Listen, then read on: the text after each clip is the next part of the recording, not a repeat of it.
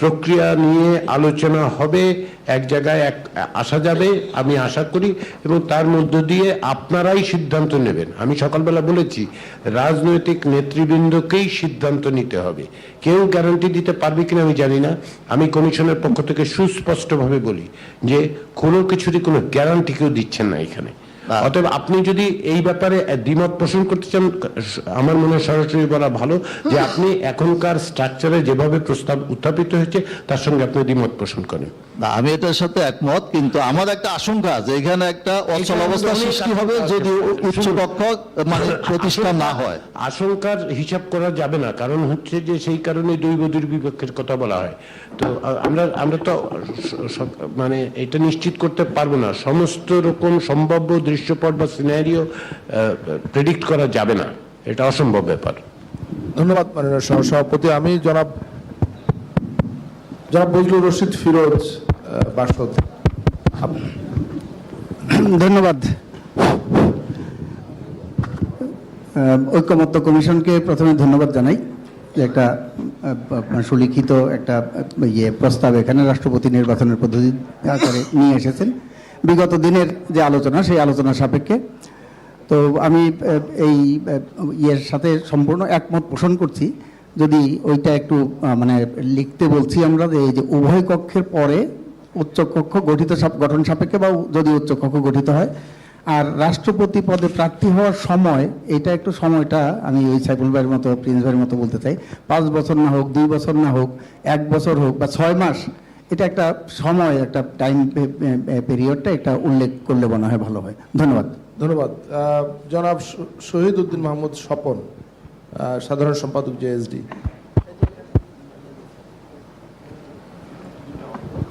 আসসালামু আলাইকুম। আজকে আমাদের অনেক দিনের বৈঠকের শেষ দিন। সবাইকে অভিনন্দন জানাচ্ছি, শুভেচ্ছা জানাচ্ছি আমার দলের পক্ষ থেকে। আমরা সকলে মিলে একটা দীর্ঘ সময় পার করলাম।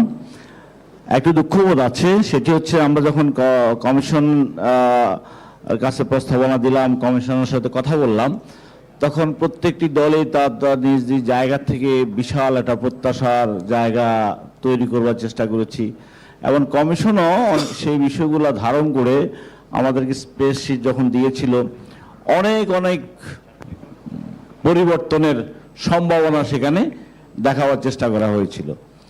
এই দীর্ঘ আলোচনায় আমরা অনেক বিষয়ে একমত হয়েছি, অনেক বিষয় দ্বিমতের সাথে একমত হয়েছি, কিন্তু যে প্রত্যাশিত পরিবর্তন অনেক জায়গায়, সেগুলো কিন্তু ধীরে ধীরে আমাদের প্রত্যাশার জায়গাটা ছোট হয়ে আসলো।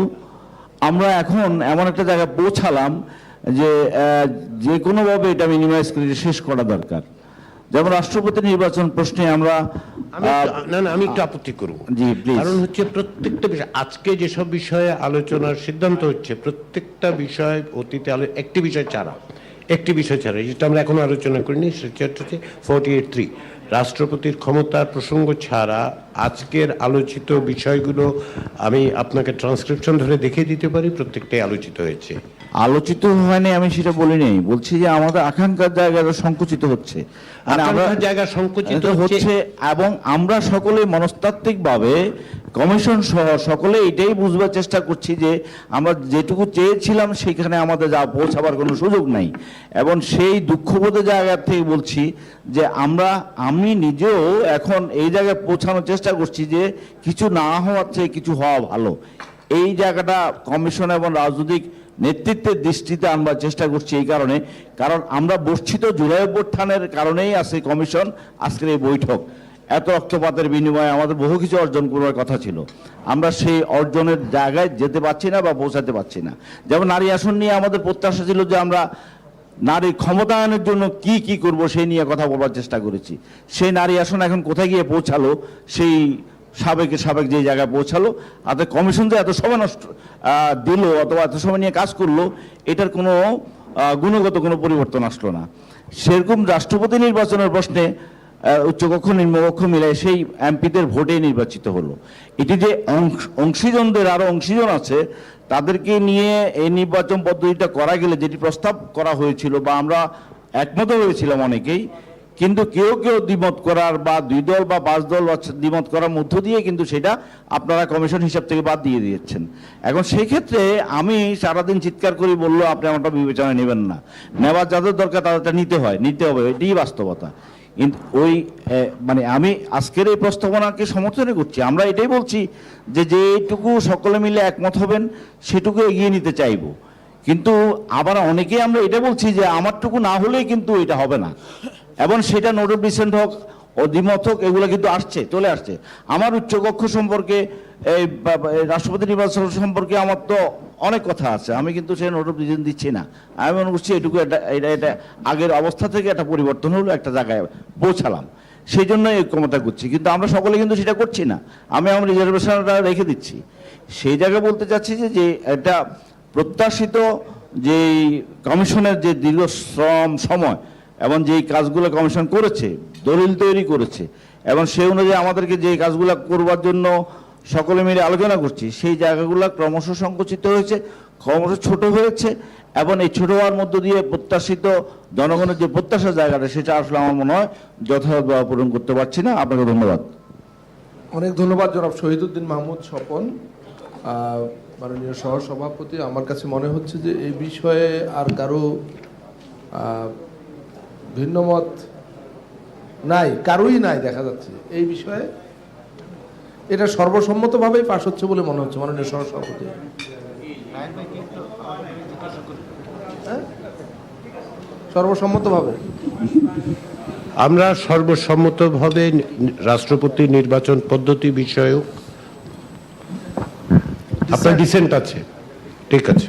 জনাব আশরাফ আলী আকন, হ্যাঁ, ইসলামী আন্দোলনের ডিসেন্টের জন্য মাইক্রোফোন লাগবে না, আমরা ডিসেন্ট নোট করে নিলেই হবে।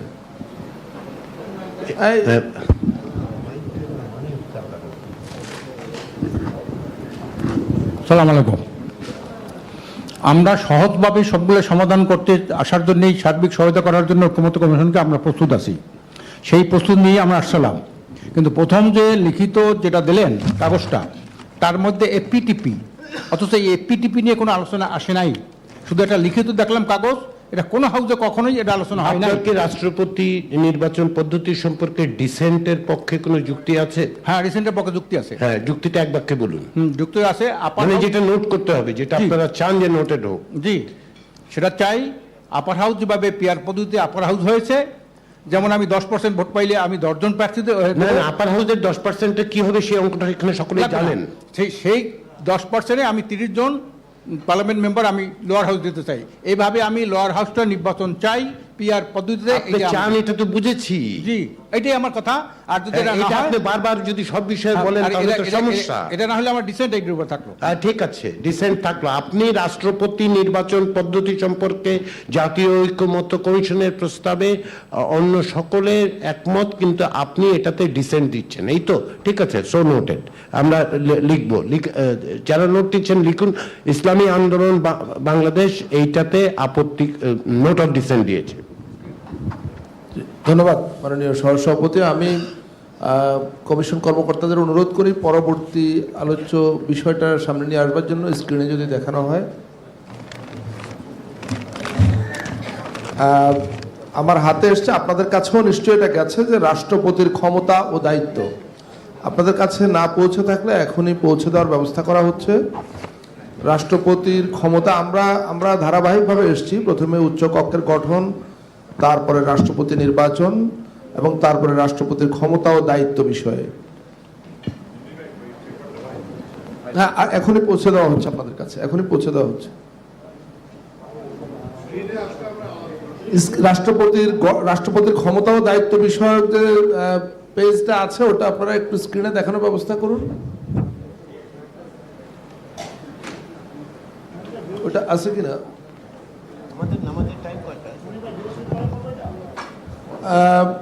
নামাজের টাইম 5:10, তাই তো? 15, আমরা আরো 15 মিনিট চালাতে পারি।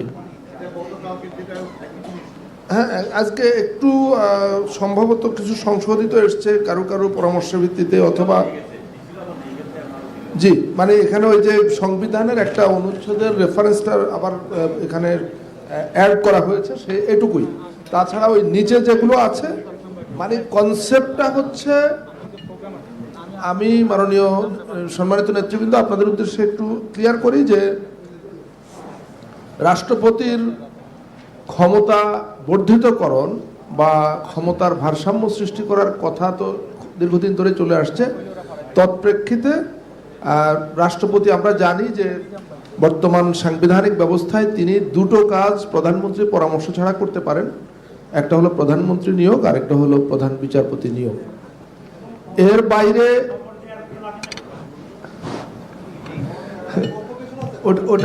ওটা সম্পর্কে আমাদের মাননীয় সহসভাপতির একটা বক্তব্য আছে, সেটা হলো যে কবর জিয়ারত তিনি নিজ ইচ্ছায় করতে পারেন না। শুনেন, একবার শাহাবুদ্দিন সাহেব সম্ভবত এটা বলেছিলেন যে ওনার কবর জিয়ারত করা ছাড়া আর কোনো কাজ নাই।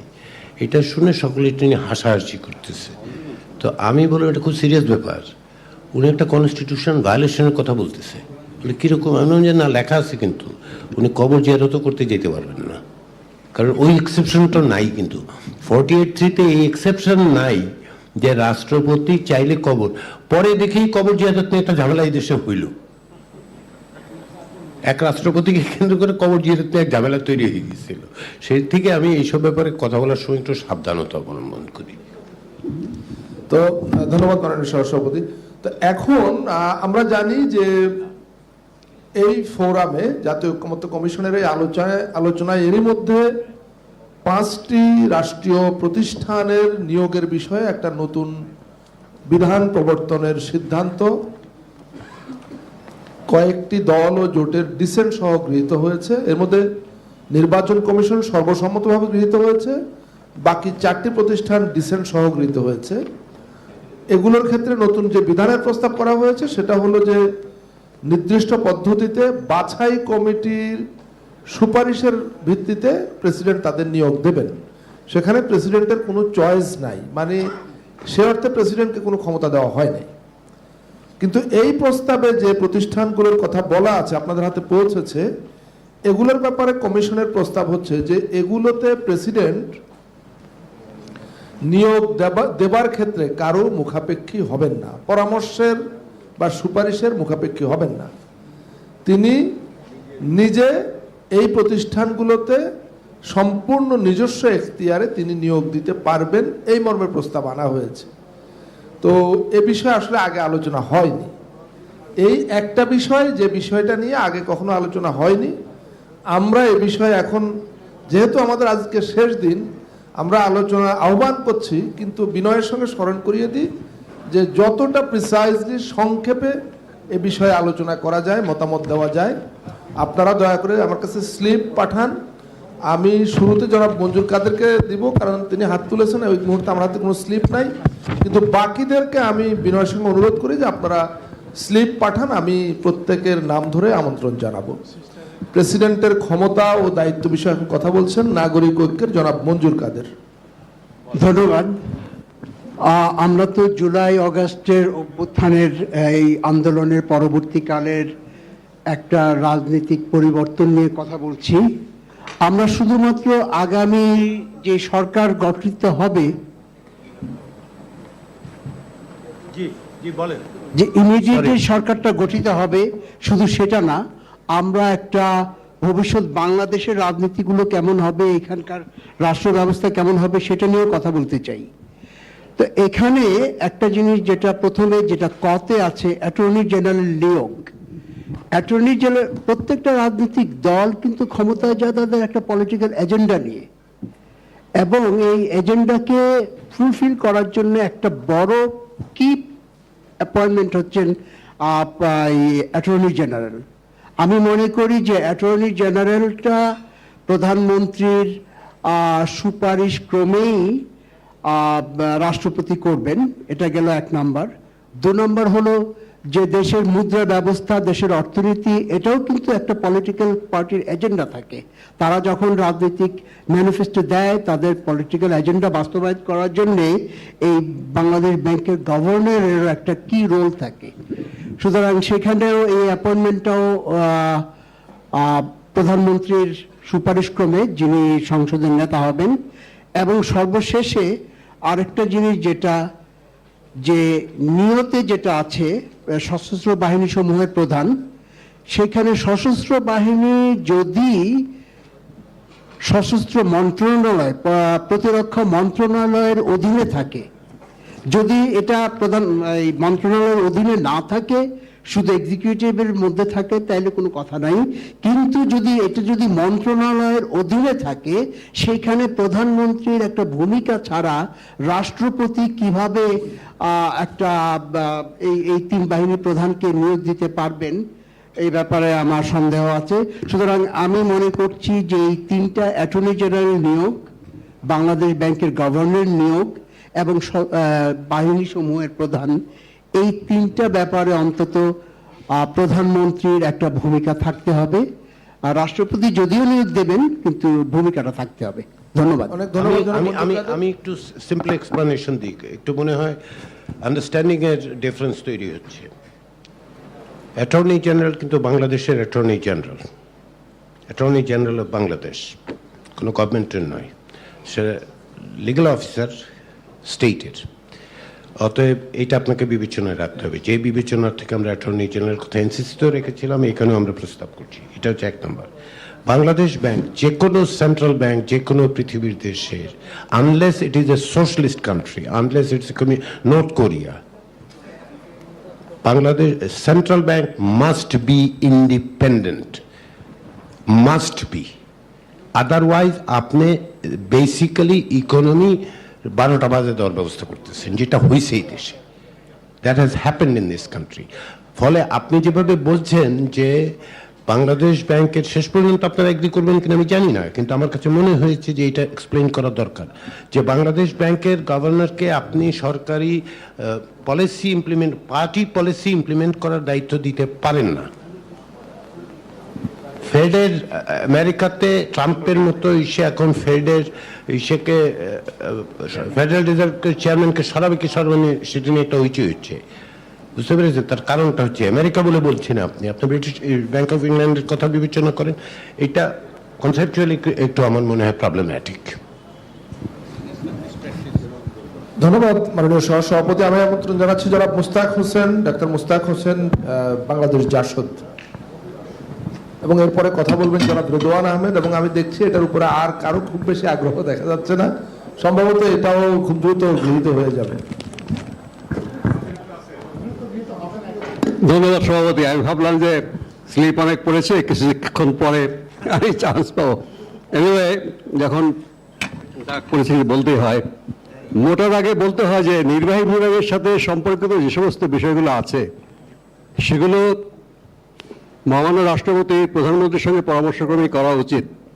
যে আমি নিজ থেকে যদি আসি, যে সশস্ত্র বাহিনী সমূহের প্রধানদের নিয়োগ, প্রতিরক্ষা গোয়েন্দা মহাপরিদপ্তর, জাতীয় নিরাপত্তা গোয়েন্দা, আমার ধারণা, আমাকে হেল্প করবেন এখানে কমিশনের সদস্য, এগুলো মানে নির্বাহী বিভাগের সাথেই সরাসরি সম্পর্কিত। আর যেগুলো কমিশন আছে, সেই কমিশনগুলোর মধ্যে ইনক্লুডিং অ্যাটর্নি জেনারেল এবং বাংলাদেশ ব্যাংকের গভর্নর, যেগুলো নির্বাহী বিভাগের বাইরে, সেগুলো হতে পারে রাষ্ট্রপতি তার নিজ বিবেচনায় করবে। সেটাও কিন্তু আইনের দ্বারা নির্ধারিত হওয়া উচিত। রাষ্ট্রপতি তার একক বিবেচনায় করবেন, সেটা কিন্তু আমরা সেই ধরনের সংস্কারে যাচ্ছি না। মহামান্য রাষ্ট্রপতি একটা নির্দিষ্ট নিয়মের মধ্যেই যেন সেগুলো করেন, সেটা করা উচিত। মাননীয় প্রধানমন্ত্রীর অফিসিয়াল নির্দেশনার বাইরেও যদি থাকে, সেটা একক ক্ষমতা বলে হলে সেটাও কিন্তু একটা আমাদের মানে আনডেমোক্রেটিক ট্র্যাডিশন হবে। তবে যেগুলো এখানে উল্লেখ করা আছে, যেগুলো নির্বাহী বিভাগ বা মন্ত্রণালয়ের সাথে সম্পর্কিত, মন্ত্রণালয়ের অধীনে বা তাদের পরিচালনায়, সেগুলো অবশ্যই প্রচলিত আইনে রাষ্ট্রপতির নামে নিয়োগ হবে। কারণ সরকারি সকল কর্মচারী কিন্তু মহামান্য রাষ্ট্রপতি দ্বারা নিয়োগপ্রাপ্ত হন, কিন্তু তাকে নির্বাহী বিভাগের সিদ্ধান্তকে তিনি সেটাকে তার নামে হুকুম জারি হয়। আপাতত আমার এইটুকুই। Thank you. ধন্যবাদ ডক্টর মুস্তাক হোসেন। আমি আমন্ত্রণ জানাচ্ছি জনাব রেদওয়ান আহমেদ, এলডিপি।